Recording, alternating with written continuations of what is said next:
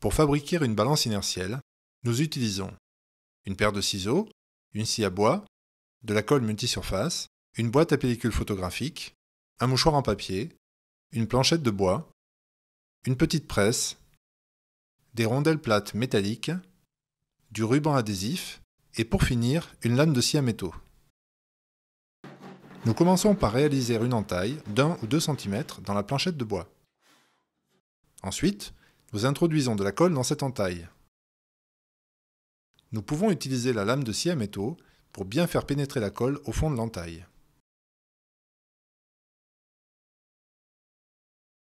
Puis nous fixons la lame de scie à métaux et nous laissons le tout, à l'horizontale, sécher pendant plusieurs heures.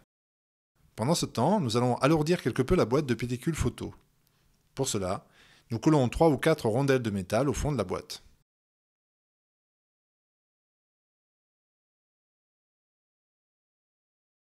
Nous découpons un mouchoir en papier que nous plaçons dans la boîte. Cela empêchera les objets que nous y déposerons de bouger.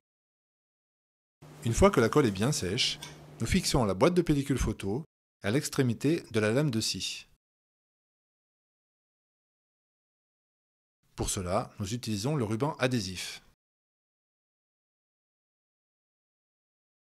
Il nous reste à stabiliser la planchette de bois sur une table à l'aide de la petite presse et la balance inertielle est prête à l'emploi.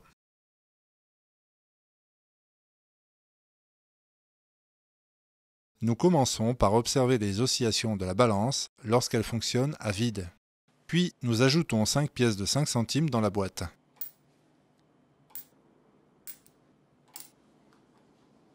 Nous remarquons que la durée de chaque oscillation est plus grande qu'auparavant.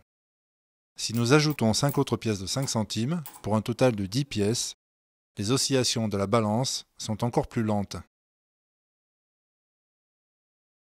La balance inertielle que nous avons fabriquée rappelle le système oscillant masse-ressort qui est bien connu en physique.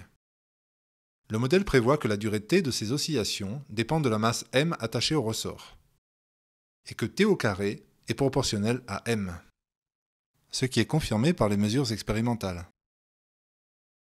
Nous allons maintenant étudier, dans le cas de la balance inertielle, la manière dont t carré dépend de m, et nous verrons si la relation est du même type que pour le système oscillant masse-ressort.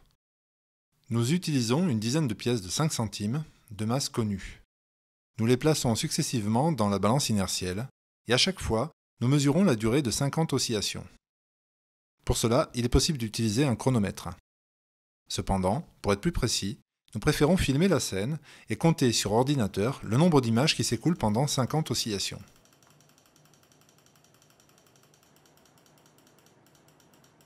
Ici, par exemple, nous mesurons 30 secondes et 4 images. La durée de chaque image étant d'1 25e de seconde, nous obtenons 30 secondes et 4 25e de seconde, c'est-à-dire 30,16 secondes. Cette mesure est donc réalisée au 25e de seconde près. Dans un tableur, nous réunissons nos résultats. Dans la première colonne, le nombre de pièces. Dans la deuxième, la masse totale des pièces. Dans la troisième, la durée mesurée de 50 oscillations. La masse totale est obtenue en multipliant le nombre de pièces par la masse de chaque pièce, que l'on connaît pour être égale à 3,92 grammes. Nous indiquons ici le résultat de nos mesures de durée. Nous calculons le carré de la durée de 50 oscillations dans une nouvelle colonne. Nous construisons maintenant un graphe avec en abscisse la masse totale des pièces et en ordonnée le carré de la durée de 50 oscillations. Il y a 10 points à placer sur ce graphe. Nous observons que ces points sont quasiment alignés.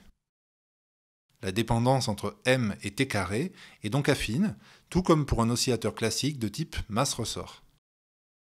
La droite que nous traçons ici peut être qualifiée de droite d'étalonnage de la balance inertielle. Si maintenant nous plaçons un objet de masse inconnue dans la balance, cette droite d'étalonnage nous permettra, à partir de la valeur du carré de la durée de 50 oscillations, d'estimer la masse de l'objet. Prenons le cas d'une pièce de 2 € de masse inconnue. Nous mesurons la durée de 50 oscillations au 25e de seconde près. Le carré de cette durée est compris entre 690 et 695 secondes au carré.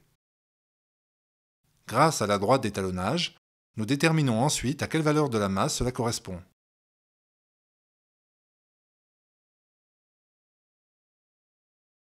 Notre estimation est finalement comprise entre 8,4 g et 8,7 g. Ce résultat est en accord avec la valeur réelle de la masse d'une pièce de 2 €, celle-ci est en effet de 8,5 g.